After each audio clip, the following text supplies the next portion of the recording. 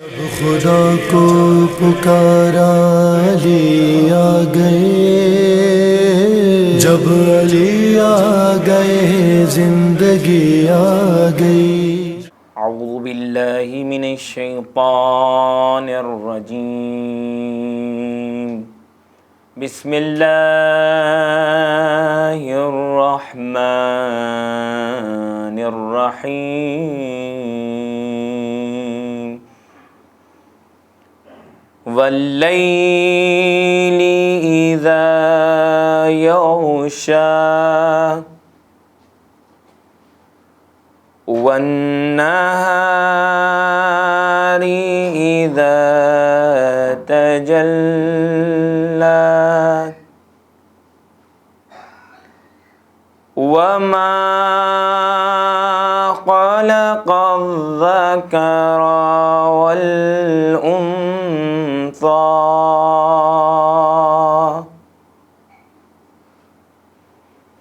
وما خلق الذكر والأنثى إن سعيكم لشتى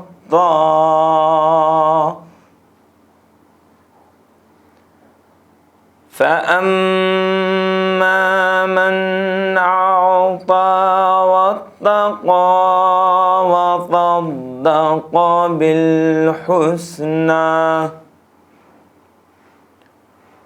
وصدق بالحسنى فسنيسره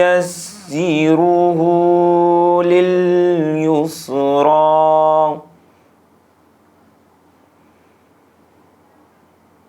وأما من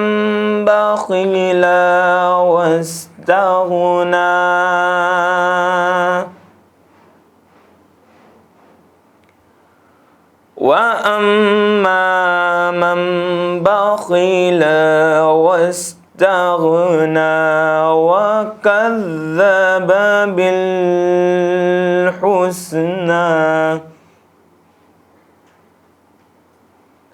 وكذب بالحسنى فسنيسره للعسرى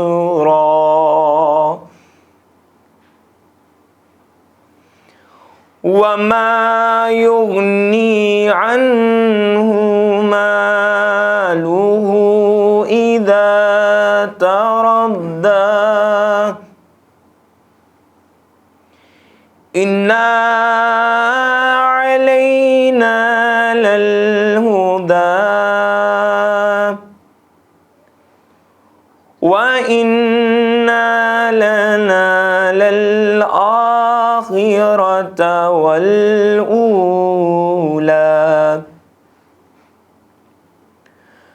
فأنذرتكم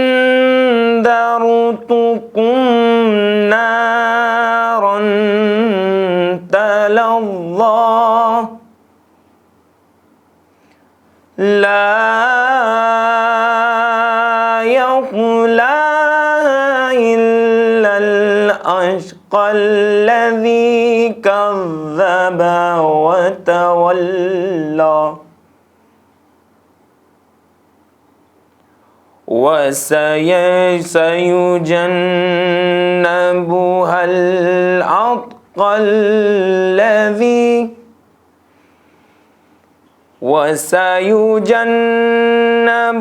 الأتقى الذي يؤتي ماله يتزكى وما لأحد عنده من نعمة تجزى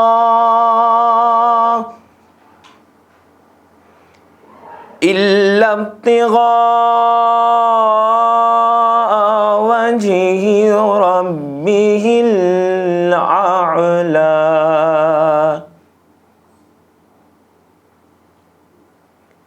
إلا ابتغاء وجه ربه الأعلى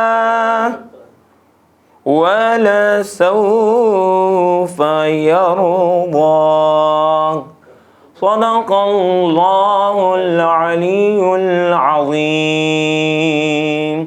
اللهم صل على محمد وآل محمد جب خدا کو پکارا علی آ گئے، جب علی آ گئے زندگی آ گئی۔ ماشاء اللہ لا حول ولا قوة الا باللہ العلی العظیم۔ حسبنا اللہ نعم الوکیل نعم المولا ونعم النصیر۔ اعوذ باللہ من الشیطان اللعین الرجیم۔ بسم اللہ الرحمن الرحیم۔ رب اشرح لی صدری ویسر لی امری واحلل عقدۃ من لسانی یفقہوا قولی۔ الحمد للہ رب العالمین والعاقبۃ للمتقین والجنۃ للمؤمنین والنار للملحدین والمنافقین والکافرین والعاصین وصلی اللہ علی سیدنا محمد وآلہ الاطیبین الانجبین الاطہرین الاکرمین المعصومین المظلومین المنتخبین المنتجبین الذین اذھب اللہ عنہم الرجس وطہرہم تطہیرا واللعنۃ الدائمۃ الباقیۃ علی اعدائہم اجمعین من الآن الی قیام یوم الدین آمین یا رب العالمین۔ اما بعد فقد قال مولانا الامام الباقر علیہ الصلاۃ والسلام لا مصیبۃ کاستہانتک بالذنب ورضاک بالحالۃ التی انت علیہا۔ حدیث مبارکہ کے ذیل میں کچھ بیان کرنے سے قبل گزارش کرتا ہوں کہ ایک مرتبہ سورہ حمد اور 3 مرتبہ سورہ اخلاص کی تلاوت کر کے مرحوم و مغفور جناب سید فرید عالم رضوی ابن مرحوم و مغفور جناب سید نجف علی رضوی، مرحوم سید نجف علی رضوی، محترم شاعر بزرگ شاعر جناب عشرت رضوی عشرت لکھنوی، مرحومہ نسرین رضوی، مرحومہ شہانہ رضوی، مرحوم محسن رضوی، مرحومہ تبسم رضوی، مرحوم ناصر حسین اور مرحومہ سمانہ رضوی کی ارواح طیبہ کو ارسال فرما دیں۔ اللہم صلی علی محمد وآل محمد، اللہم صلی علی محمد وآل محمد، اللہم صلی علی محمد وآل محمد۔ بسم اللہ الرحمن الرحیم۔ الحمدللہ رب العالمین الرحمن الرحیم مالک یوم الدین ایاک نعبد وایاک نستعین اہدنا الصراط المستقیم صراط الذین انعمت علیہم غیر المغضوب علیہم ولا الضالین۔ بسم اللہ الرحمن الرحیم۔ قل هو اللہ احد اللہ الصمد لم یلد ولم یولد ولم یکن له کفوا احد۔ بسم اللہ الرحمن الرحیم۔ قل هو اللہ احد اللہ الصمد لم یلد ولم یولد ولم یکن له کفوا احد۔ بسم اللہ الرحمن الرحیم۔ قل هو اللہ احد اللہ الصمد لم یلد ولم یولد ولم یکن له کفوا احد۔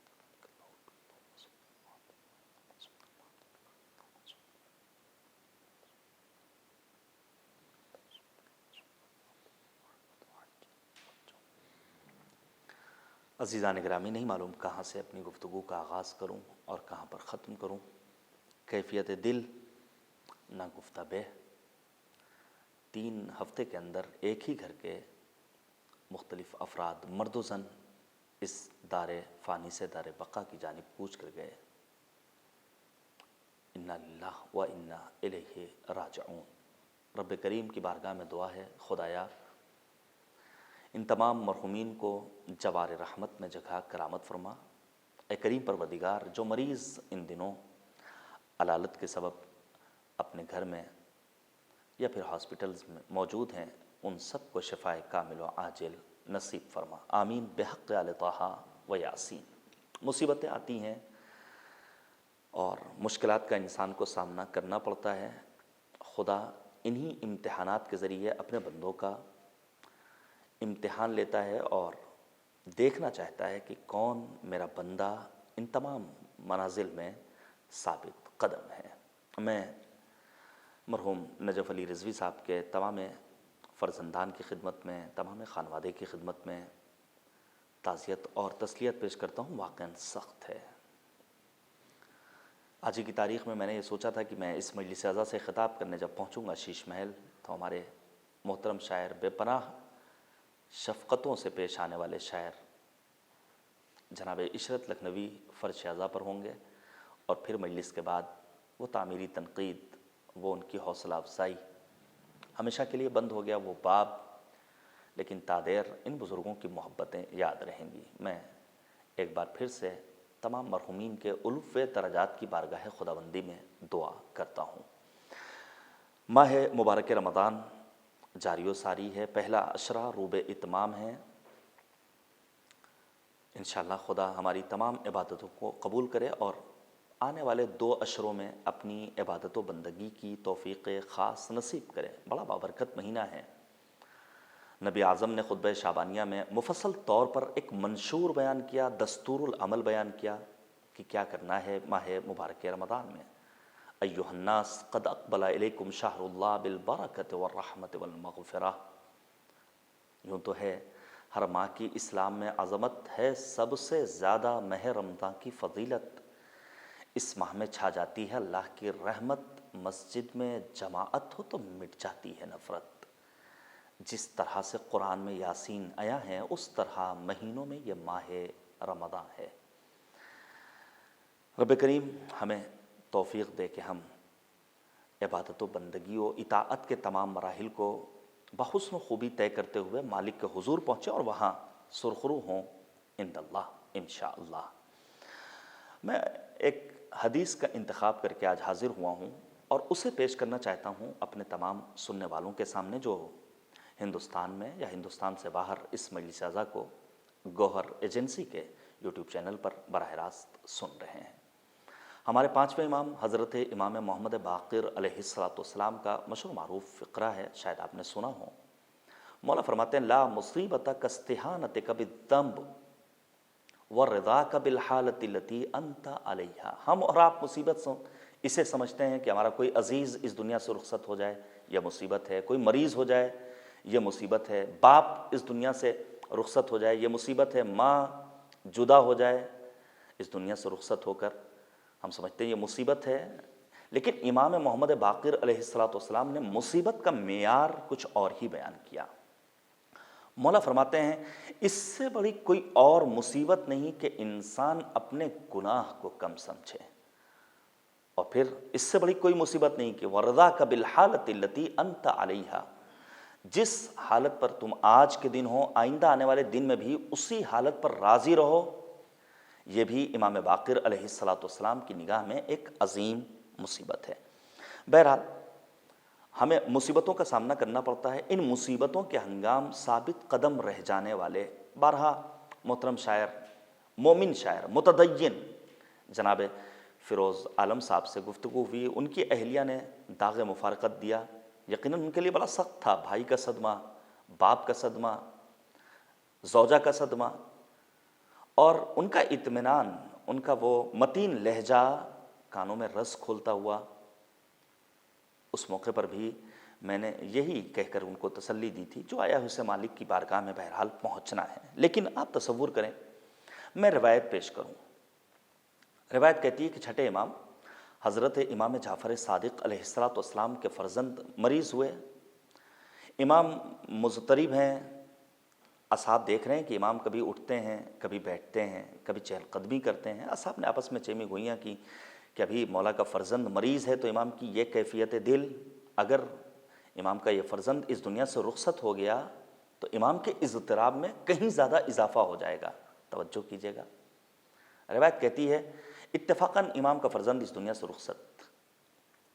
اب وہ امام جعفر صادق جو اب تک مضطرب تھے مطمئن نظر آتے ہیں، اصحاب نے دست ادب جوڑ لیے، مولا آپ کو تو اب زیادہ مضطرب ہونا چاہیے، آپ کا لخت جگر اس دنیا سے رخصت ہوا ہے۔ اس موقع پر مولا امام جعفر صادق علیہ السلام نے جو بیان فرمایا ہے وہ سنہری حرفوں میں لکھے جانے کے قابل، اور اپنے رنجیدہ دلوں کو تسکین کے مرحلوں سے ہمکنار کرنے کا بہترین مرقع، بہترین نسخہ۔ مولا فرماتے ہیں نحن اہل البیت نجزو قبل المصیبہ واذا وقع امر اللہ رضینا لقضائہ وسلمنا لامرہ۔ ہم اہل بیت کا خاصہ یہ ہے، ہم مصیبت سے قبل راہیں تلاش کرتے ہیں، تدبیر کی راہوں کو تلاش کر کے طے کرنے کی کوشش کرتے ہیں، ہم گریہ بھی کرتے ہیں، خدا سے لو بھی لگاتے ہیں، اور جب حکم خدا سے ہمارے لیے کوئی فیصلہ ہو جائے تو ہم حکم خدا کے سامنے اپنے سر تسلیم کو خم کر دیتے ہیں اور ہم اللہ کی مرضی پر راضی ہو جاتے ہیں۔ آپ توجہ کیجئے گا، چند طرح کے افراد روئے زمین پر مصیبتوں کے موقع پر قرآن کریم نے اشارہ کیا۔ بعض افراد وہ ہیں جو کسی ایک مصیبت کے موقع پر اللہ سے اپنا رشتہ توڑ لیتے ہیں۔ اکثر ہم نے دیکھا ہے کہ جب ہمارا کوئی عزیز اس دنیا سے رخصت ہوتا ہے تو کفریہ جملے ہمارے لبوں پر آ جاتے ہیں، ابھی مرنے کے دن نہیں تھے، ہمارا ہی عزیز کیوں رخصت ہوا، اللہ کسی اور کو موت دے دیتا، خدا کو مشورہ دینے لگتے ہیں۔ قرآن نے کہا ان الانسان خلق ہلوعا اذا مسہ الشر جزوعا، ہم نے انسان کو حریص بنایا، ذرا سی مصیبت آئی جزا و فضا، فریاد و فغاں، اللہ سے رشتہ توڑ لینا، یہ اس کی سرشت میں یہ انسان قابل مذمت ہے۔ اس کے برخلاف بعض افراد وہ ہیں جو مصیبتوں کے ہنگام صبر کرتے ہیں، جیسے آپ حضرات نے صبر کیا ہے، لائق سلام ہے۔ میں واقعی میں آپ سب کی قدر کرتا ہوں کہ اتنی مصیبتیں، 3 ہفتے کے اندر اتنے جنازے ایک ہی گھر سے، لیکن اس کے باوجود آپ کے صبر میں کہیں بھی کوئی کمی نظر نہیں آئی۔ موقع نہیں ہے کہ میں صبر کے سلسلے میں بیان کروں، بس اتنا سمجھ لیجئے کہ ہمارے چوتھے امام حضرت امام زین العابدین علیہ الصلوۃ والسلام، پڑھیے آپ صحیفہ سجادیہ کی دعا نمبر 8 کو، مختلف اخلاقی بیماریوں سے خدا کی بارگاہ میں پناہ طلب کرتے ہوئے امام سجاد کیا کہتے ہیں؟ اللہم انی اعوذ بک من ہیجان الحرص وثورۃ الغضب وغلبۃ الحسد وضعف الصبر، خدایا میں تیری بارگاہ میں پناہ طلب کرتا ہوں، کس چیز سے؟ کہ اپنے آپ کو حریص نہ بنا لوں، کہیں ایسا نہ ہو کہ میں بے تکا غصہ کرنے لگوں، کہیں ایسا نہ ہو کہ میں حسد کرنے والا بن جاؤں، کہیں ایسا نہ ہو کہ میرے اندر صبر کی طاقت کم ہو جائے۔ صبر انسان کے ایمان کے لیے وہی حیثیت رکھتا ہے جو انسانی وجود میں انسان کے سر کی حیثیت۔ الصبر رأس الایمان، آپ پڑھیے مختلف انبیاء کرام کا پروردگار نے تذکرہ کیا قرآن مجید میں، لیکن جن صابرین اور جن صابر انبیاء کا تذکرہ کیا ان میں سر فہرست جناب ایوب پیغمبر کا نام ہے۔ ایوب نے کتنی مشکلات کو برداشت کیا، اولاد کی نعمت دی، مال و دولت خرچ کیا، تانے سنے، لیکن اس کے باوجود صبر کرتے رہے۔ قرآن کریم کا آپ مطالعہ کیجئے، اور بہترین موقع ہے ماہ مبارک رمضان قرآن سے لو لگانے کا۔ یہاں تک کہ علماء نے لکھا ہے کہ سر فہرست جس صابر کا نام آئے گا وہ کوئی اور نہیں سوائے جناب ایوب کے۔ دوسری ذات جناب یعقوب فراق یوسف میں کتنا گریہ کیا ہے، کتنا صبر کیا ہے، وَبْيَضَّتْ عَيْنَاهُ مِنَ الْحُزْنِ، اور پھر تیسری ذات جناب اسماعیل، جناب ذوالکفل، جناب ادریس، قرآن کریم میں آیات کریمہ موجود ہیں، آپ دعاؤں کو پڑھیے، یقیناً حوصلہ ملے گا۔ معصومین علیہ الصلوۃ والسلام نے رہنمائی کی ہے۔ تو مصیبتوں کے ہنگام بعض افراد خدا سے رشتہ توڑ لیتے ہیں، بعض افراد وہ ہیں جو صبر کرتے ہیں۔ قرآن کریم میں 2 مواقع جہاں اللہ نے اپنی جانب سے تحفہ درود و تحیت کا تذکرہ کیا، ان اللہ و ملائکتہ یصلون علی النبی یا ایھا الذین آمنوا صلوا علیہ وسلموا تسلیما، یہ کس کے لیے؟ محمد اور آل محمد علیہ الصلوۃ والسلام کے لیے۔ اور دوسری وہ جگہ جہاں خدا نے اپنے تحفہ درود و تحیت و صلوات کا تذکرہ کیا ہے وہ ان افراد کے لیے جو مصیبتوں پر صبر کرنے والے ہیں، اولئک علیہم صلوات من ربہم ورحمہ، وہ بندے جو مصیبتوں کے ہنگام صبر کرتے ہیں اللہ کی جانب سے انہی کے لیے باران رحمت کا نزول ہوتا ہے، انہی کے لیے تحفہ درود و تحیت و صلوات و سلام آتا ہے۔ لیکن کیا منزل یہیں پر ختم ہو گئی؟ یہ انسان قابل تعریف ہے جو مصیبتوں پر صبر کر رہا ہے، اس سے آگے کی منزل ہم نے دیکھا ہے، بالخصوص سن 61 ہجری میدان کربلا۔ شاہد گریہ کر لیجئے، اپنے اعزاء کے داغ مفارقت کو آپ نے برداشت کیا ہے، ذرا کربلا کی مصیبت کو مد نظر لائیے۔ ہمارا ایک عزیز رخصت ہوتا ہے ہم برداشت نہیں کر پاتے، ہمارے گھر سے ایک جنازہ نکلتا ہے تادیر ہم گریہ کرتے ہیں۔ سید الشہداء نے روز عاشور میدان کربلا میں کتنے جنازے اٹھائے ہیں، سعید و زہیر کا جنازہ ہے، جون کا جنازہ، حبیب کا جنازہ، اور پھر گود کے پالوں کا نمبر آتا ہے، جواں سال فرزند علی اکبر کا جنازہ، ششماہ مجاہد علی اصغر کا جنازہ، جناب قاسم کا جنازہ، عباس باوفا کا جنازہ، ہر خیمے کو دیکھتے جاتے ہیں، اور جب جنازے کو خیمے تک لاتے ہیں تو فقط ایک جملہ، الہی رضیت برضا، خدایا میں تیری مرضی پر راضی رہنے والا ہوں۔ اور یہی رضایت پروردگار انسان کو اس منزل تک پہنچا دینے والی کہ قرآن کریم کی وہ آیہ کریمہ جو کربلا میں گونجی تھی، یا ایتھا النفس المطمئنہ ارجعی الی ربک راضیۃ مرضیہ فادخلی فی عبادی وادخلی جنتی۔ اور یہی ہم نے رضایت کی منزل خاتون میں بھی دیکھی ہے، جناب زینب کبریٰ عقیلہ بنی ہاشم کیا کہتی ہیں، ما رأیت الا جمیلا، سوائے زیبائی کے ہم نے کچھ نہیں دیکھا ہے۔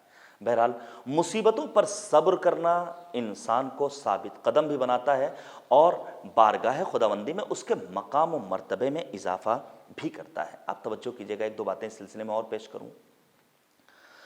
حالات آپ کے پیش نظر ہیں عجیب و غریب، پوری دنیا کی صورتحال ہے، جس جگہ سے بھی رابطہ ہوتا ہے لوگ یہی کہتے ہیں مولانا ICU فل ہو چکے ہیں، مولانا فلاں جگہ کی فلائٹ کینسل ہو چکی ہے، مولانا فلاں ایمبیسی اب تک نہیں کھل رہی ہے، مولانا بس دعا کیجئے، فلاں کا انتقال ہو گیا، فلاں کے لیے دعائے صحت، فلاں کی آکسیجن لیول کم ہوتا جا رہا ہے۔ اس سے علاوہ ہم ابھی آگے نہیں بڑھ پا رہے ہیں۔ تو کیا ہم پروردگار کے حضور یہ عرض کریں خدایا موت دے دے، ایسی زندگی نہیں چاہیے؟ نہیں، ہمیں ابو العلاء معرہ نہیں بننا ہے جس نے کہا تھا کہ میں جب مر جاؤں تو قبر پر کتیبہ لکھا جائے اور لگایا جائے کہ ہذہ جنایۃ ابی وما جنیت باحد۔ نہیں، یہ انسان قابل مذمت ہے۔ پھر ہمیں کیا کرنا ہے؟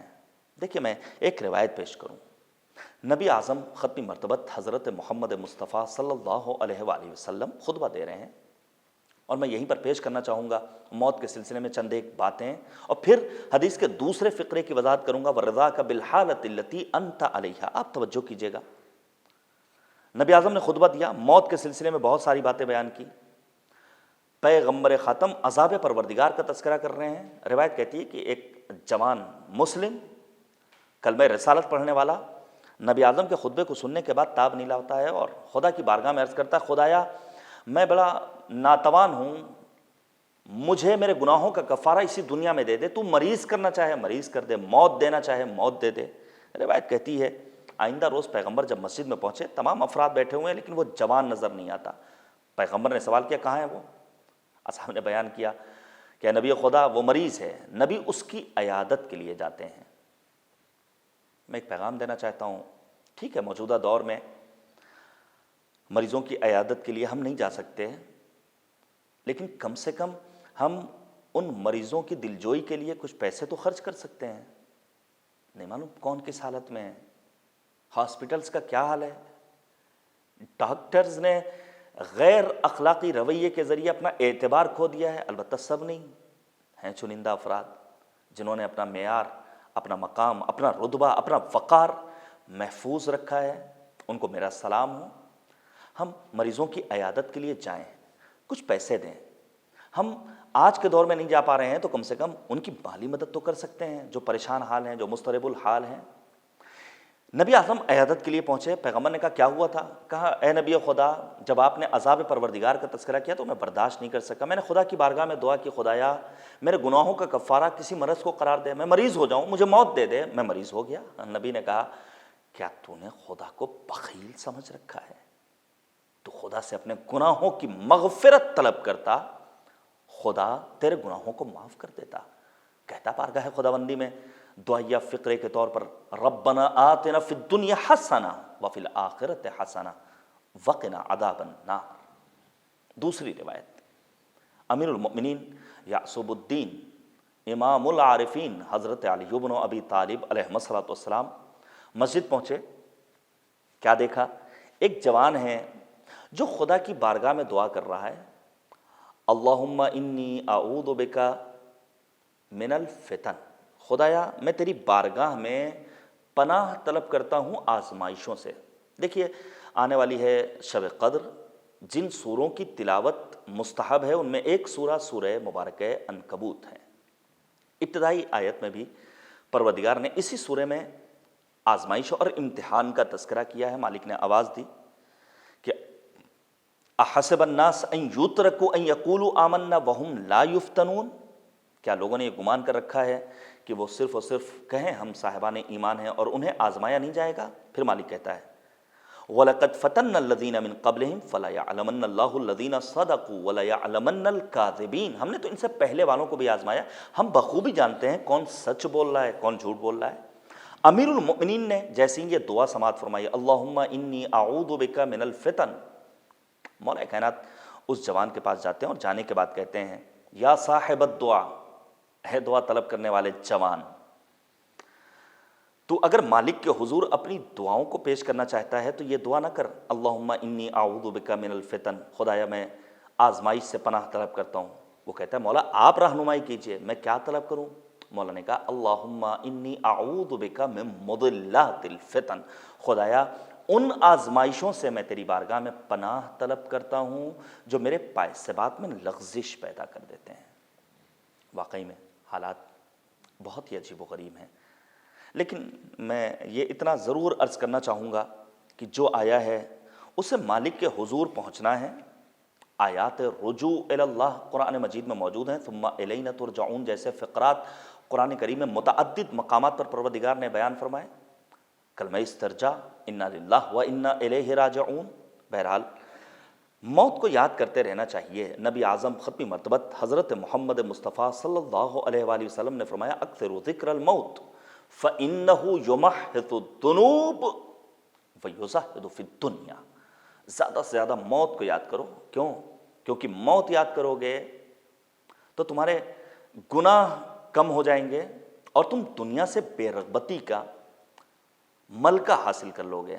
آپ یقین جانیے نام کے زاہد جناب شیخ مرتضی زاہد رضوان اللہ تعالی علیہ شہر تہران میں آج سے تقریباً 60 برس قبل ایک معروف عالم شیخ مرتضی زاہد اپنی زندگی کے بڑھاپے کی منزلوں میں پہنچنے کے بعد پھونک مارتے تھے۔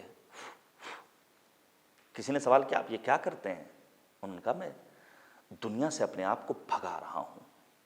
یہ ہر ایک نہیں کر سکتا ہے، یہ وہی کر سکتا ہے جو ایمان کی منزلوں میں قوی ہو، جس کا عقیدہ توحید مضبوط ہو، جو جانتا ہو کہ ہاں قرآن نے صحیح کہا اینما تکونوا یدرککم الموت، جہاں بھی ہو موت تمہیں اپنے گرفت میں لے لے گی۔ بہرحال ہو سکتا ہے بعض افراد کہیں کہ جب کبھی بات موت کی آتی ہے تو ذرا زندگی کا مزہ خراب ہو جاتا ہے۔ دیکھیے لذیذ غذاؤں کا ذائقہ کسے نہیں ملتا؟ جو مریض انسان ہو۔ امام زمانہ کی امامت سے بہرمند کون نہیں ہوتا؟ جو امام زمانہ کی امامت و ولایت کا قائل نہ ہو۔ اگر موت پر یقین اور بھروسہ ہے، اگر قرآنی آیات کو آپ مانتے ہیں، اگر امیر المؤمنین معصومین علیہ الصلوۃ والسلام کے اقوال ارشادات و فرمودات ہمارے اور آپ کے پیش نظر، تو ہم کبھی بھی موت سے فرار نہیں کریں گے، بلکہ جناب قاسم سلام اللہ علیہ کی طرح یہی کہیں گے الموت عندی احلی من العسل، موت میرے نزدیک شہد سے زیادہ شیریں ہے۔ مرزا شیرازی رضوان اللہ تعالیٰ علیہ سے کسی نے کہا تھا آغا اگر آپ کو پتہ چل جائے کہ 1 ہفتے بعد آپ کو موت آنے والی ہے تو کیا تبدیلی ہوگی آپ کی زندگی میں؟ آپ کا نظام حیات بدلے گا، لائف اسٹائل میں چینجنگ آئے گی؟ مرزا شیرازی نے ایک جواب دیا تھا جو میرا طرز حیات آج ہے، یہی 1 ہفتے تک جاری و ساری رہے گا، کسی طرح کا کوئی تغیر، کسی طرح کی کوئی تبدیلی رونما نہیں ہوگی۔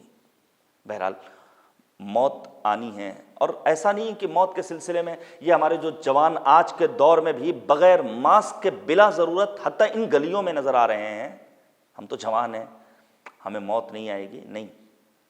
بہرحال جوانوں کو بھی موت آئے گی، اور کتنے جوان ہمارے اس دنیا سے رخصت ہو گئے، خدا ان سب کو جوار رحمت میں جگہ کرامت فرمائے۔ میں روایت پیش کروں آپ کے سامنے، حدیث کہتی ہے اِنَّا لِلَّهِ تَعَالَى مَلَكًا يُنَزِّلُ فِي كُلِّ لَيْلَةٍ، اللہ کا ایک فرشتہ ہر رات ندا دیتا ہے، فَيُنَادِي، ندا دیتا ہے یا ابناء العشرین جدوا واجتہدوا، کوشش کرو اے 20 برس والو، ویا ابناء الثلاثین، اے 30 برس والو، لا تغرنکم الحیات الدنیا، ایسا نہ ہو کہ دنیا کی حیات تمہیں اپنے دام فریب میں گرفت گرفتار کر لے۔ وَيَا أَبْنَاءَ الْأَرْبَعِينَ مَاذَا أَعْدَدتُّمْ لِلِقَاءِ رَبِّكُمْ، اے 40 برس والوں، تم نے اپنے پروردگار سے ملاقات کے لیے کس چیز کو آمادہ کیا ہے؟ وَيَا أَبْنَاءَ الْخَمْسِينَ، اے 50 برس والوں، یہ بتاؤ کہ أَتَاكُمُ النَّذِيرُ، یہ مجدہ آن پہنچا ہے۔ وَيَا أَبْنَاءَ السِّتِّينَ زَرْعٌ أَنْ حَصَادَهُ، اے 60 برس والوں، جو بویا ہے وہی کاٹو گے۔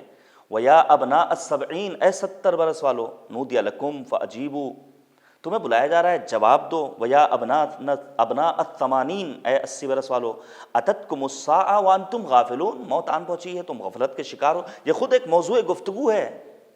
غفلت الگ ہے، جہالت الگ ہے۔ بسا اوقات انسان پڑھا لکھا ہوتا ہے لیکن غفلت کا شکار ہو جاتا ہے۔ قرآن کریم نے ایسے افراد کی مذمت کی ہے۔ ثم یقول، اس کے بعد وہ فرشتہ کہتا ہے، یہ فقرہ بہت ہی اہمیت کا حامل ہے۔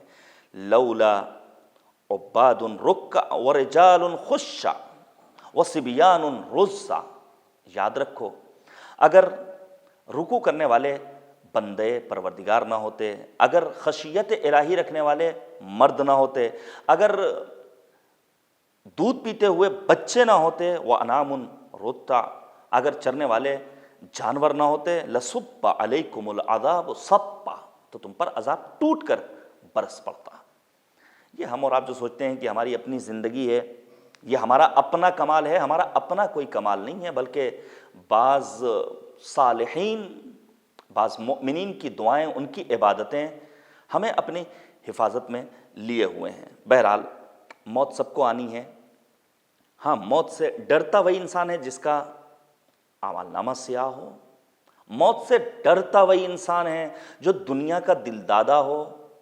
موت سے ڈرتا وہی انسان ہے جس نے اپنی آخرت کے لیے کسی طرح کے کسی توشے کا انتظام نہ کیا ہو۔ بہترین توشہ، بہترین زاد راہ تقوی الہی، وقت نہیں ہے وگرنہ میں اشارہ کرتا کہ آخر تقوی ہے کیا۔ یہ جو ابھی الیکشن ہوا ہے شیعہ سینٹرل وقف بورڈ کا، اور یہ الیکشن جس نے بہت ساروں کی قلعی کھول کر رکھ دی ہے، اس الیکشن کے موقع پر بھی ہم نے عشرت لکھنوی صاحب کو یاد کیا، اور پھر ہمیں قرآنی آیہ کریمہ یاد آئی کہ جہاں قرآن ہر شاعری کی مذمت نہیں کرتا ہے، بلکہ اس شاعر کی مذمت کرتا ہے قرآن کریم جو دین سے غافل ہو۔ ہاں، وہ شاعر جو ایمان کے ہمراہ ہو، جو یاد خدا کے ہمراہ ہو، جو عمل صالح کے ہمراہ ہو، قرآن کہتا ہے ایسا شاعر قرآن کی نگاہ میں قابل اعتبار ہے۔ عشرت صاحب ان صفات کے حامل تھے۔ کبھی اللہ نے توفیق دی تو اس موضوع پر مفصل گفتگو کروں گا۔ یہ جو ہمارے متولی حضرات چلے گئے ایک خبیث انسان کے ساتھ، وجہ کیا ہے؟ کیونکہ تقوی ان کا نہیں پایا جاتا تھا، خوف خدا نہیں ہے۔ ہم ان سے اتنا ہی کہنا چاہتے ہیں، ٹھیک ہے آپ کی متولی شپ برقرار رہے گی، لیکن یاد رکھیے چند دنوں کے عہدے کے لیے، تھوڑے سے پیسے کے لیے اپنا ایمان، اپنا ضمیر فروخت کر دیا، اپنے ماں باپ کی رسوائی کا سبب آپ قرار پائے، اپنے محلے والوں کی رسوائی کا سبب قرار پائے۔ حق اور باطل میں آپ کے اندر تشخیص پیدا کرنے کی صلاحیت نہیں۔ کیوں؟ کیونکہ آپ نے اپنے آپ کو تقوی سے دور رکھا ہے۔ قرآن نے کہا ان تتقوا اللہ یجعل لکم فرقانا، با تقوی بناؤ اپنے آپ کو تاکہ اللہ تمہیں حق اور باطل میں تشخیص پیدا کرنے کی صلاحیت پیدا کر دے۔ اگر صاحب علم بننا ہے تو اتقوا اللہ یعلمکم اللہ، تقوی اختیار کرو تاکہ تمہیں اللہ زیور علم سے آراستہ کر دے۔ بے شمار فضیلتیں ہیں۔ دنیا کا دل دادا انسان کبھی بھی موت کو یاد نہیں کر سکتا ہے۔ توجہ کیجیے گا، حب الدنیا رأس کل خطیہ، دنیا کی محبت تمام برائیوں کی اصل و اساس اور جڑ ہے۔ اور جب انسان دنیا کا دل دادا ہوتا ہے تو حریص ہو جاتا ہے۔ آپ توجہ کیجیے گا، یہ جو ظالم حکمران ہوتے ہیں نا، انہیں کبھی بھی موت کا لفظ اچھا نہیں لگتا ہے، موت سے گھبراتے ہیں،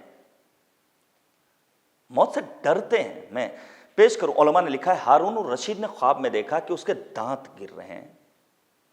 اس نے کہا معبر کو بلایا جائے جو آ کر کے اس خواب کی تعبیر بیان کرے۔ ایک شخص لایا گیا، ماہر اپنے فن کا۔ اس نے آنے کے بعد کہا بادشاہ سلامت، آپ کے مصاحبین جلدی ہی مرنے والے ہیں، سب آپ سے پہلے اس دنیا سے رخصت ہو جائیں گے۔ کہا اسے کوڑے کی سزا سنائی جائے، کوڑے لگائے جائیں۔ کہا دوسرا معبر لایا جائے، وہ ذرا چالاک قسم کا تھا۔ اس نے کہا بادشاہ سلامت، آپ کی عمر آپ کے مصاحبین سے زیادہ ہوگی۔ دونوں تعبیریں سیم ہیں، ایک نے موت کا لفظ استعمال کیا تو سزا کا مستحق ہوا، دوسرے نے صرف عمر کا تذکرہ کیا تو ہارون الرشید کہتا ہے کہ 100 دینار بطور انعام دیے جائیں۔ بہرحال حریص انسان، دنیا کا دلدادہ انسان کبھی بھی موت کو گلے نہیں لگا سکتا ہے۔ ایک اور میں بات پیش کروں ہارون الرشید کے سلسلے میں ہی، کہ اس نے کہا ایک ایسے شخص کو بلایا جائے جس نے نبی اعظم سے براہ راست کوئی روایت سنی ہو۔ بڑی تلاش و بہت سمجھایا گیا کہ کوئی نہیں ملے گا، بڑی تلاش و کوشش کے بعد ایک ضعیف العمر بوڑھے انسان کو تلاش کیا گیا، اور جب وہ آیا تو اس موقع پر پوچھا بادشاہ نے اور ہارون الرشید نے کہ کیا سنا ہے آپ نے؟ وہ کہتا ہے جب میں 7 برس کا تھا اپنے پدر بزرگوار کے ساتھ میں نبی اعظم کی خدمت میں پہنچا، اس موقع پر نبی نے بیان فرمایا قال رسول اللہ یشیب ابن آدم، انسان تو بوڑھا ہو جائے گا، وتشب فیہ خصلتان، لیکن 2 خصلتیں اس کے ہاں جوان رہیں گی، الحرص، ایک تو حرص ہے، وطول العمل، اور لمبی لمبی آرزویں۔ بہرحال ہارون نے حکم دیا کہ انعام و اکرام سے نوازا جائے، اسے پیسے دیے گئے، دولت دی گئی، وہ نکل گیا۔ لیکن ابھی دربار سے باہر بھی نہیں ہو پایا تھا کہ مامور افراد سے کہتا ہے کہ ہمیں بادشاہ کے پاس دوبارہ لے چلو۔ سب نے کہا نہیں، وقت ختم ہو گیا، بڑا اصرار کیا، اور جب وہ پہنچا دوبارہ، دیکھیے انسان جب حریص ہو جاتا ہے تو انسان کس طرح دنیا کا دلدادہ ہو جاتا ہے۔ ابھی روایت سنائی پیغمبر اعظم کی۔ ہارون نے پوچھا کیسے آنا ہوا؟ کہا یہ بتائیے جو آپ نے ہمیں انعام و اکرام دیا ہے، پیسہ دیا ہے، یہ صرف آج دیا ہے یا منتھلی ہے، ہمیشہ ملے گا، یا بس آج دیا اور ختم ہو گیا؟ اس موقع پر ہارون کہتا ہے نبی نے صحیح فرمایا ہے کہ انسان کتنا ہی بوڑھا کیوں نہ ہو جائے، بہرحال حرص اور لمبی لمبی آرزویں اس کی باقی رہ جاتی ہیں۔ آپ توجہ کیجیے گا، بہرحال موت کے سلسلے میں باتیں ہونی چاہیے۔ موت فنا کا نام نہیں ہے، بلکہ موت جاویدانی زندگی کے آغاز کا نام ہے۔ یہیں سے تو انسان کی زندگی کا سفر شروع ہوتا ہے۔ قرآن کریم میں بے شمار آیتیں، کل من علیہ فان ویبقى وجہ ربک ذو الجلال والاکرام۔ اب پڑھیے علماء کو، علامہ محمد تقی جعفری رضوان اللہ تعالیٰ علیہ اپنے استاد عارف باللہ جناب مرحوم شیخ مرتضی طالقانی سے نقل کرتے ہیں کہ ابھی محرم کے چند دن بچے ہوئے تھے، محرم نہیں آیا تھا، یہ جتنے مومنین کے اصال ثواب کی مجلس ہو رہی ہے، خود مرحوم نجف علی صاحب کے سلسلے میں بہت ساری باتیں میں بیان کر سکتا ہوں، میں نے سنا ہے بزرگوں سے، خود عشرت صاحب کی زبانی، یہ سارے عزادار تھے۔ محرم کا زمانہ ہے اور میں درس کی خاطر، یہ کون کہہ رہا ہے؟ علامہ جعفری، کس کے لیے؟ اپنے استاد آیت اللہ طالقانی کے سلسلے میں ان کے حجرے میں داخل ہوا، اور استاد نے سوال کیا کہ کیسے آنا ہوا؟ اس موقع پر مرحوم محمد تقی جعفری رضوان اللہ تعالیٰ علیہ نے کہا استاد میں درس کے لیے آیا ہوں، پڑھنے آیا ہوں، میں چاہتا ہوں کہ زانو ادب طے کروں۔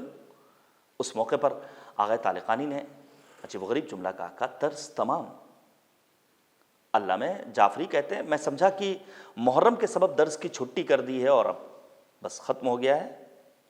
میں نے پوچھا استاد کیا محرم آنے والا ہے اس لیے آپ چھٹی کر رہے ہیں؟ میں گزارش کروں گا، ٹھیک ہے لاک ڈاؤن ہے، ٹھیک ہے اسکولس کی اپنی منمانی ہے، آن لائن کلاسز کے نام پر بہت ساری باتیں ہیں، رہبر معظم انقلاب کی نصیحت کو ضرور مد نظر رکھیے گا۔ اگر آپ کے بچے نوجوان طبقہ اینڈرائڈ موبائل ہاتھ میں لے کر کے آن لائن کلاس اٹینڈ کر رہا ہے تو نگرانی ضروری ہے، کیا پڑھ رہا ہے، کیا دیکھ رہا ہے، کہیں ایسا تو نہیں کہ غلط افکار اس کے اوپر حاوی ہو رہے ہیں، کہیں ایسا تو نہیں کہ فساد اخلاقی کا وہ شکار ہو رہا ہے۔ یہ رہبر معظم انقلاب کی نصیحت ہے، جوان والدین کے لیے بالخصوص قابل عمل ہے۔ میں نے سوال کیا استاد کیا محرم کے سبب آپ چھٹی کر رہے ہیں؟ استاد کہتے ہیں نہیں، بلکہ میری روح فنا ہو چکی ہے، اب صرف جسم باقی ہے، لا الہ الا اللہ کہتے جاتے ہیں اور آنسو بہاتے جاتے ہیں۔ مرحوم طالقانی علامہ جعفری عرض کرتے ہیں کہ میں سمجھ گیا کہ استاد اپنی موت کی آمد سے باخبر ہو گئے۔ اب علامہ تقی جعفری اپنے استاد سے کہتے ہیں کہ استاد کوئی ایک نصیحت کر دیجئے۔ آغا طالقانی نے فرمایا کہ جب تک جوانی ہے اور تاب و توان ہے کچھ کام کر لو، کچھ محنت کر لو، بڑھاپے کی منزلوں میں پہنچنے کے بعد سوائے حسرت کے، سوائے یاس کے کچھ اور نہیں۔ کتنے افراد ہیں جو سوچتے ہیں کہ ٹھیک ہے وقت آئے گا تو ہم بھی نمازی ہو جائیں گے، ہم بھی روزہ رکھنے لگیں گے، ہم بھی دین کے پابند ہو جائیں گے۔ نہیں، یہی جوانی، اس جوانی کی عبادت سرکار باب الحوائج حضرت ابوالفضل العباس میدان کربلا میں کتنے برس کے، لیکن سجدوں کے نشانات بعد شہادت بھی نو کے نیزہ کی بلندی سے دیکھے گئے آپ کی پیشانی اقدس پر۔ یہ وہ جذبہ عبادت و اطاعت جس کے سبب امام جعفر صادق علیہ السلام اپنے چچا عباس کی زیارت میں فرماتے ہیں اشہد لک بالتسلیم والتصدیق والوفا والنصیحہ، اور پھر یہ کہتے ہیں کہ خدا کی لعنت ہو اس بندے پر جو ابوالفضل العباس کے حق کو نہ پہچان سکے، ان کی معرفت حاصل نہ کر سکے۔ بہرحال موت کے لیے آمادہ رہنا ہے۔ امیر المؤمنین اپنے فرزند امام حسن مجتبی علیہ السلام سے فرماتے ہیں وَعْلَمْ أَنَّكَ إِنَّمَا خُلِقْتَ لِلْآخِرَةِ لَا لِلدُّنْيَا، جان لو تمہیں دنیا کے لیے پیدا نہیں کیا گیا بلکہ آخرت کے لیے پیدا کیا گیا ہے۔ وَلَا لِلْبَقَا بَل لِلْفَنَا، بقا کے لیے پیدا نہیں کیا گیا ہے بلکہ فنا کے لیے پیدا کیا گیا ہے۔ وَلِلْمَوْتِ لَا لِلْحَيَاةِ، تمہیں موت کے لیے پیدا کیا گیا ہے، حیات کے لیے پیدا نہیں کیا گیا ہے۔ فَكُن مِّنْهُ عَلَىٰ حَذَرٍ أَن يُدْرِكَكَ عَلَىٰ حَالٍ سَيِّئَةٍ، ایسا نہ ہو کہ برے حال میں موت آئے۔ یہ امیر المؤمنین امام حسن کو خطاب کر رہے ہیں، لیکن حقیقت میں ہمیں متوجہ کر رہے ہیں۔ قَدْ كُنْتَ تُحَدِّثُ نَفْسَكَ مِنْهَا بِالتَّوْبَةِ فَيَحُولُ بَيْنَكَ وَبَيْنَ ذَلِكَ، یہی حقیقت ہے واقعی میں۔ یہ اہل بیت طاہرین علیہم السلام جو بار بار متوجہ کر رہے ہیں کہ موت کو یاد کرتے رہو، موت آنی ہے۔ بہرحال موت کو یاد کرنے کے بعض اثرات بھی ہیں۔ مثال کے طور پر نفس کو سرکشی سے اگر انسان روکنا چاہتا ہے، نفس طاغوت ہے، کبھی بھی طغیانی اور سرکشی پر آمادہ ہو جاتا ہے، تو انسان اپنی موت کو یاد کرے۔ امیر المؤمنین نے فرمایا وَذَ اللَّهِ بِذِكْرِ الْمَوْتِ، تم اپنے نفس کو مہار کرو موت کو یاد کر کے۔ یا پھر نبی اعظم حضرت محمد مصطفیٰ صلی اللہ علیہ وآلہ وسلم کا یہ فرمان لولا ثلاث فی ابن آدم ما تأتى رأسه شیء، اگر تین چیزیں کسی انسان کے اندر نہ ہوتی کبھی بھی اپنے سر تسلیم کو خم نہ کرتا، المرض والفقر والموت، مریضی، فقیری، تنگ دستی اور موت، کلہم فیہ وانہ معہن لوصاب، ان سب کے باوجود بھی انسان بسا اوقات سرکشی پر آمادہ ہو جاتا ہے۔ دوسرا جو فائدہ ہے وہ ہے دنیا کو حقیر سمجھنا۔ البتہ ذہن میں یہ وسوسہ نہ آئے کہ موت یاد کریں گے دنیا کو حقیر سمجھیں گے تو ایک گوشے تنہائی اختیار کر لیں گے، نہیں، دنیا میں رہ کر کے دنیا کو آباد کرتے ہوئے آخرت سازی کی فکر کرنا ہے، محنت بھی کرنی ہے، مشقت بھی کرنی ہے، ذریعہ معاش کی تلاش میں بھی نکلنا ہے۔ القاد علی عیالہ کالمجاہد فی سبیل اللہ، ذریعہ معاش کی تلاش میں نکلنے والا راہ خدا میں جہاد کرنے والا جیسا ہے۔ آنے والا آتا ہے امام جعفر صادق کے پاس اور آنے کے بعد کہتا ہے مولا فلاں شخص دنیا کا دل دادا ہے۔ مولا نے کہا، چونکہ مزاج سے واقف تھے مولا امام صادق، کیا کرتا ہے؟ آنے والا کہتا ہے مولا جب دیکھو محنت، جب دیکھو مشقت۔ کہا نہیں، اگر اپنے گھر والوں کے لیے محنت کر رہا ہے، زحمتیں کر رہا ہے، تو حقیقت میں یہ دنیا کا دل دادا نہیں بلکہ اپنی آخرت کو آباد کر رہا ہے۔ روئے زمین پر انبیاء الہی نے بھی بہت سارے شغل کیے، بہت سارے کام کیے۔ ائمہ اطہار علیہ السلام نے کاشتکاری کی، محنت کی، زراعت کی، معصومین علیہ السلام کی سیرت۔ بہرحال دنیا کا دل دادا نہ ہو جائے انسان، دنیا کی زرق و برق میں گم نہ ہو جائے۔ بہت خوب کہا تھا شاعر مشرق جناب ڈاکٹر علامہ اقبال حکیم امت نے کہ کافر کی یہ پہچان کہ آفاق میں گم ہے، مومن کی یہ پہچان کہ گم اس میں ہے آفاق۔ کافر دنیا کی زرق و برق میں، یہ جو ہوا و ہوس کے پجاری حکمران جماعت، دنیا بھر میں اپنی سلطنت کا خواب دیکھنے والے افراد، دنیا کے دل دادا، انہیں نہیں معلوم نہ جانے کتنے نمرود، شداد، فرعون، فرعین زمانہ، صدام صفت، متوکل صفت افراد چلے گئے، سڑ گئے، کوئی نام لینے والا باقی نہیں ہے۔ تمہیں بھی ایک دن جانا ہے اور پھر وہاں مالک کے حضور پہنچنا ہے۔ امیر المؤمنین نے فرمایا جب انسان موت کو یاد کرتے ہوئے دنیا میں زندگی بسر کرتا ہے، من اکثر من ذکر الموت رضا من الدنیا بالیسیر، جو شخص موت کو یاد کرتے ہوئے دنیا میں زندگی بسر کرتا ہے تو جو کچھ اسے مل جاتا ہے اس دنیا سے کم ملنے والے پر بھی وہ راضی رہتا ہے۔ یہی ہے قناعت۔ میں عرض کر رہا تھا دنیا میں رہنے کا مطلب یہ نہیں کہ انسان گوشہ تنہائی اختیار کر لے، اور موت یاد کرنے کا مطلب یہ نہیں ہے کہ انسان گھر والوں سے لا تعلق ہو جائے۔ بے شمار باتیں ہیں، ابو درداء سلمان فارسی نے ٹوکا ہے، جناب عثمان ابن مظعون کو نبی اعظم نے متوجہ کیا ہے۔ کون ہے عثمان ابن مظعون؟ وہ عثمان ابن مظعون جنہوں نے اپنے گھر کے ایک گوشے میں مسجد بنا رکھی تھی، یتعبد فی، جس میں مستقل سجدوں پر سجدے کرتے تھے۔ زوجہ آتی ہیں، اے نبی خدا، عثمان ہمارا خیال نہیں رکھتے۔ پیغمبر نے بلایا، کہا اے عثمان، اللہ نے مجھے گھر والے دیے ہیں، میری بیوی ہے، میرے بچے ہیں،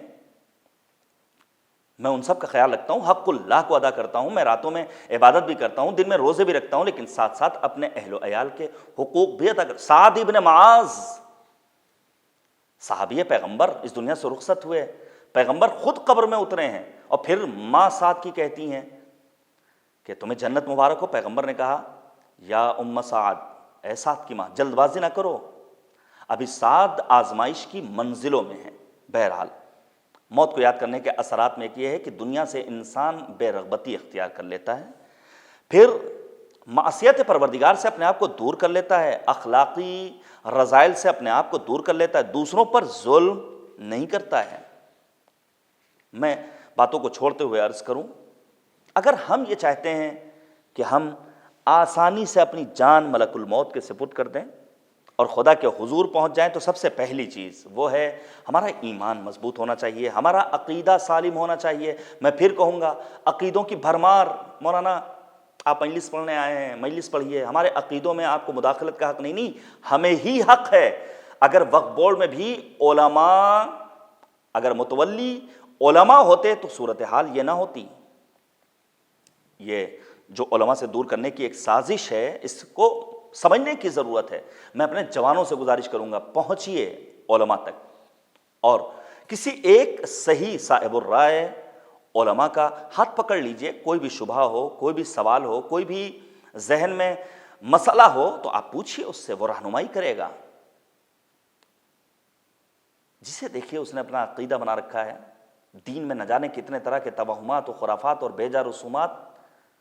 بہت خوب کہا تھا سید العلماء مولانا علی نقی نقن صاحب اللہ علی اللہ مقامہ نے کہ عقیدے پر توحید کا پہرا ضروری ہے۔ تو ایمان، عقیدہ سالم ہونا چاہیے۔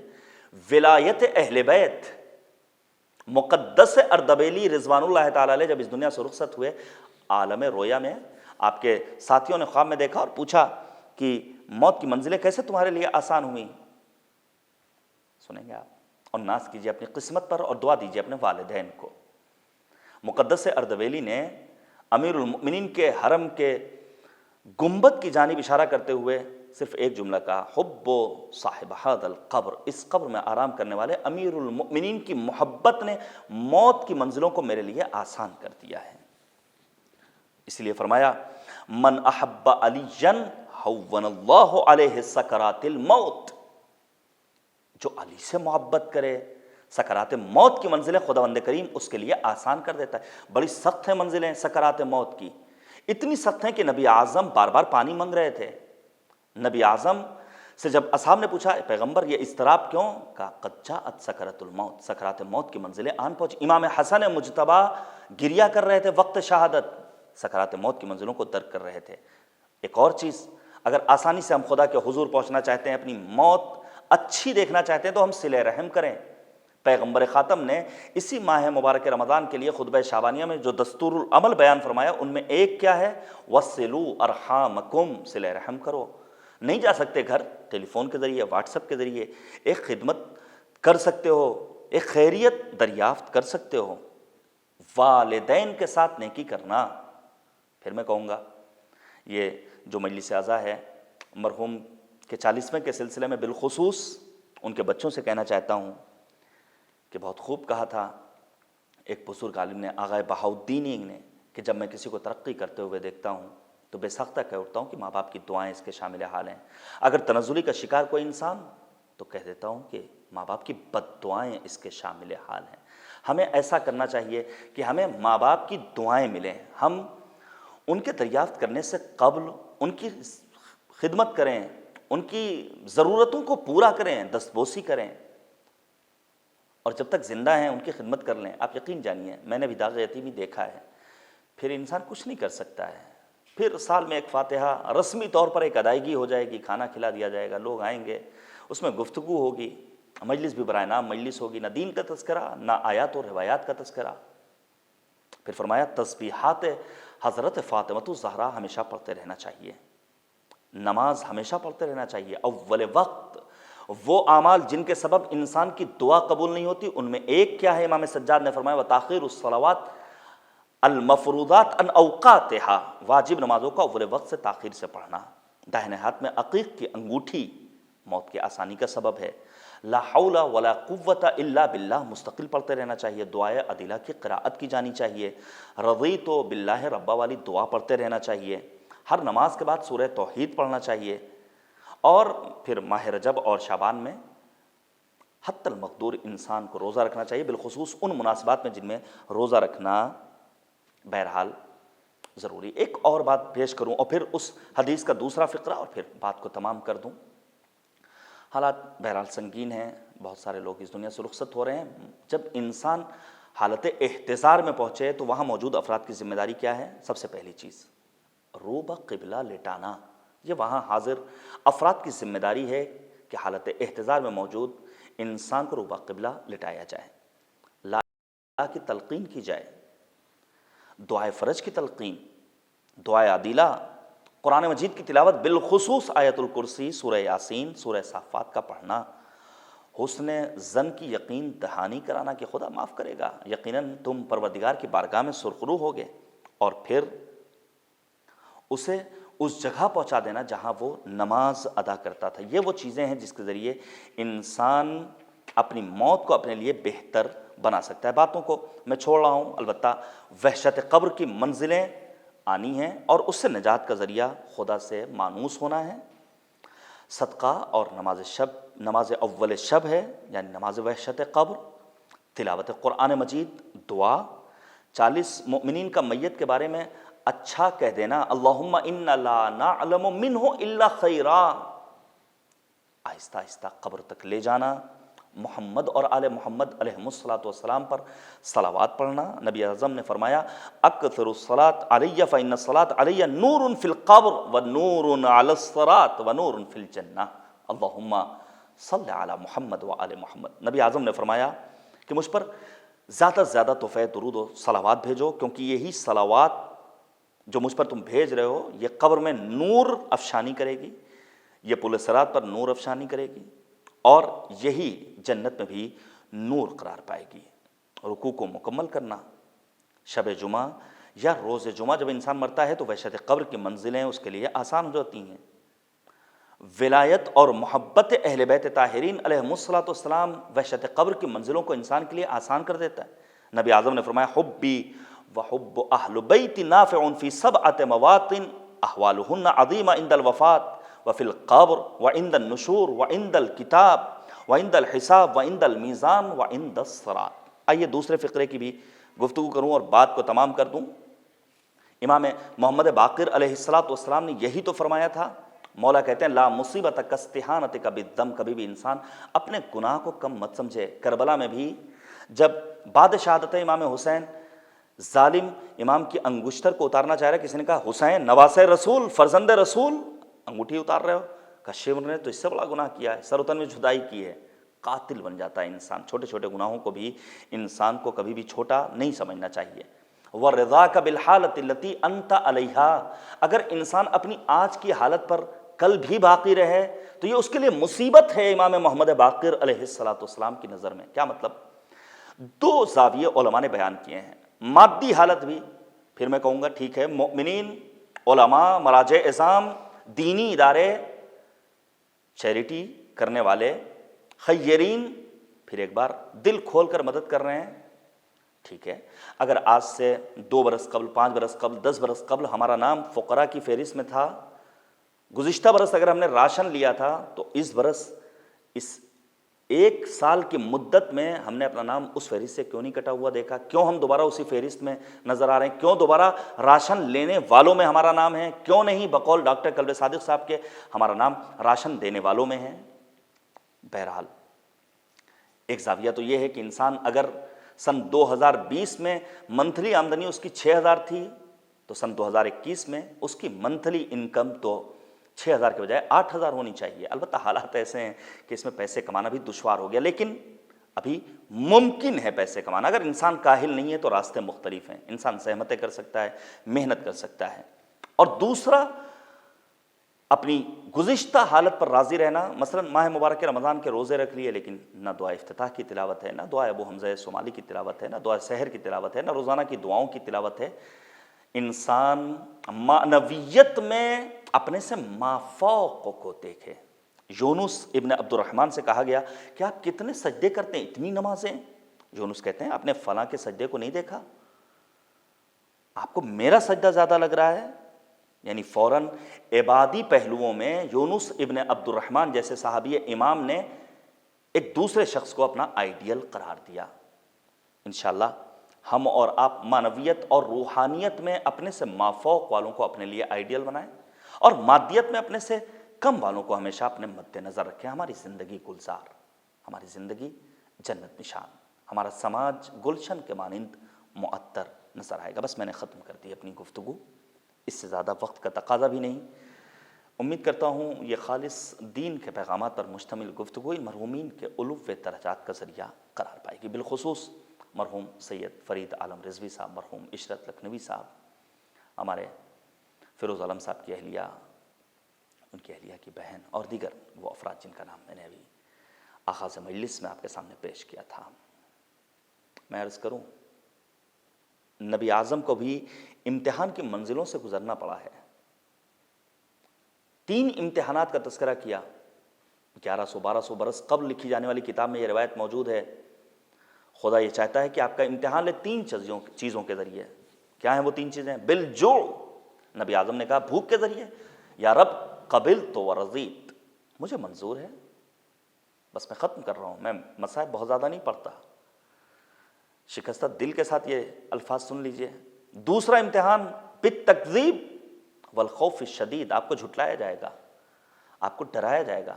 نبی اعظم نے کہا یا رب قبلت ورضیت، مجھے یہ امتحان بھی منظور ہے۔ تیسرا امتحان بڑا سخت ہے، اما اخوک علی فیقتل وابنتک فاطمہ فتضرب وہی حامل، آپ کے بھائی علی مرتضیٰ کو قتل کیا جائے گا، آپ کی بیٹی فاطمہ الزہرا کو ضرب لگائی جائے گی، جبکہ آپ کے بطن اقدس میں محسن جیسا لال ہوگا۔ نبی اعظم نے مکث کیا ہے، خاموش رہے ہیں اس امتحان کو سننے کے بعد پیغمبر اعظم، اور پھر کہتے ہیں یا رب قبلت ورضیت، مجھے یہ امتحان بھی منظور ہے۔ میں پیش کروں آپ کے سامنے صدیقہ طاہرہ کی مصیبت کا تذکرہ کروں۔ بی بی دو عالم حضرت فاطمہ الزہرا سلام اللہ علیہا بعد رحلت پیغمبر اعظم اس حد تک کھل گئی تھیں کہ روایت کہتی ہے، ارباب مقاتل نے لکھا ہے کشبہ، ایک ڈھانچے کے سوا کچھ اور نہیں، بی بی سوء ادب نہ ہو۔ اور جب عرب کی خواتین نے آ کر سوال کیا تھا شہزادی کون سا مرض لاحق ہوا، تو بی بی دو عالم نے فرمایا میں مریض نہیں ہوں، مجھے بابا کا فراق ستا رہا ہے، مجھے امیر المؤمنین پر ہونے والے ظلم نے اس منزل تک پہنچا دیا ہے۔ اور پھر شہزادی کونین کی وصیت کے وہ فقرات، غسلنی وکفنی وحنطنی ودفنی باللیل، مجھے رات کی تاریکی میں غسل دیجیے گا ابو الحسن، حنوط کی منزلوں سے گزاریے گا، دفن کیجیے گا۔ اور پھر یہ جملہ وبکنی وبکل الیتامی، اے علی، اے ابو الحسن، اے امیر المؤمنین، اپنے گریے کو 2 حصوں میں تقسیم کیجیے گا، مجھ پر بھی گریہ کیجیے گا، میرے یتیم بچوں پر بھی گریہ کیجیے گا۔ امام حسن کا نام لیا ہے، امام حسین کا نام لیا ہے، جناب زینب و ام کلثوم کا نام لیا ہے، لیکن خصوصیت کے ساتھ امام حسین کا نام لینے کے بعد بی بی دو عالم فرماتی ہیں میرے چھوٹے لال حسین کا خاص خیال رکھیے گا، جو 3 شب و روز کا بھوکا پیاسا میدان کربلا میں مارا جائے گا۔ میں پیش کروں آپ کی خدمت میں امیر المؤمنین جیسے شیر خدا نے اپنے بابا جناب ابو طالب کے داغ مفارقت کو برداشت کیا، کہیں نہیں ملتا امیر المؤمنین بے ہوش ہوئے ہوں۔ امیر المؤمنین نے ماں فاطمہ بنت اسد کی رحلت کے داغ کو برداشت کیا، کہیں نہیں ملتا امیر المؤمنین بے ہوش ہوئے ہوں۔ امیر المؤمنین نے جعفر جیسے بھائی کے داغ شہادت کو برداشت کیا، کہیں نہیں ملتا امیر المؤمنین پر بے ہوشی طاری ہوئی ہو۔ لیکن روایت کہتی ہے کہ امیر المؤمنین مسجد میں ہیں، بی بی دو عالم کی خبر شہادت ملی، فوقع علی الارض، امیر المؤمنین بے ہوش ہو کر روئے زمین پر گر جاتے ہیں۔ اے امیر المؤمنین، آپ نے خبر شہادت سنی، آپ برداشت نہیں کر پا رہے ہیں، آپ کا لال میدان کربلا میں 3 شب و روز کا بھوکا اور پیاسا، 70 قدم کے فاصلے سے آپ کی بیٹی زینب کبریٰ اپنے ماجائے کے سر و تن میں جدائی دیکھ رہی ہے۔ اجرکم علی اللہ۔ بس ایک آخری بات پیش کروں، احساساتی نفسیاتی جملہ ہے۔ بہت سارے اعزاء جو کووڈ پازیٹیو اور اس دنیا سے رخصت ہو رہے ہیں ان دنوں، خدا ان سب کی مغفرت فرمائے۔ یقیناً شہداء کی فہرست میں ان کا بھی شمار روایات بتاتی ہیں، لیکن جب ایک مرنے والا اس عالم میں اس دنیا سے رخصت ہو رہا ہے اور پسماندگان ایک جنازے کو بے غسل و کفن اگر دفن ہوتا ہوا دیکھ رہے ہیں تو ضبط نہیں کر پا رہے ہیں، برداشت نہیں کر پا رہے ہیں، میں ان تمام افراد سے یہی کہنا چاہتا ہوں کہ تمہارا ایک عزیز اس دنیا سے رخصت ہوا، غسل و کفن نہیں ملا، لیکن لکھنؤ کے غیرت مند مومن جوانوں نے سپرد لحد تو کیا، لیکن ذرا کوئی سید سجاد کے دل سے پوچھے، میدان کربلا ایک جنازہ نہیں ہے، 72 جنازے بے گور و کفن، اور جب لٹا ہوا قافلہ اس راستے سے گزر رہا ہے جہاں شہداء کے لاشیں بے سر پڑے ہوئے ہیں، سید سجاد کے چہرے کا رنگ بدلا ہے۔ زینب کبریٰ نے یہی سوال کیا تھا، بیٹا سید سجاد یہ کیا عالم ہے؟ اے پھوپھی اماں میں کیسے برداشت کروں، مجھ جیسا جوان فرزند موجود لیکن باپ کا بے سر لاشا پڑا ہوا ہے، اور بیٹا اتنا مجبور کہ ہاتھوں میں ہتکڑیاں ہیں، پیروں میں بیڑیاں ہیں، گلے میں طوق خاردار، کمر میں لنگر ہے۔ وَسَيَعْلَمُ الَّذِينَ ظَلَمُوا أَيَّ مُنقَلَبٍ يَنقَلِبُونَ إِنَّ لِلَّهِ وَإِنَّا إِلَيْهِ رَاجِعُونَ۔ خدایا بحق زہرا و ابیہا و بعلہا و بنیہا وسر المستودع فیہا، معبود ہماری اس عبادت کو قبول فرما۔ اے کریم پروردگار، زمانہ پرآشوب، ضرورت ہے منجی بشریت حضرت حجت کی امام زمانہ کے ظہور میں تعجیل فرما۔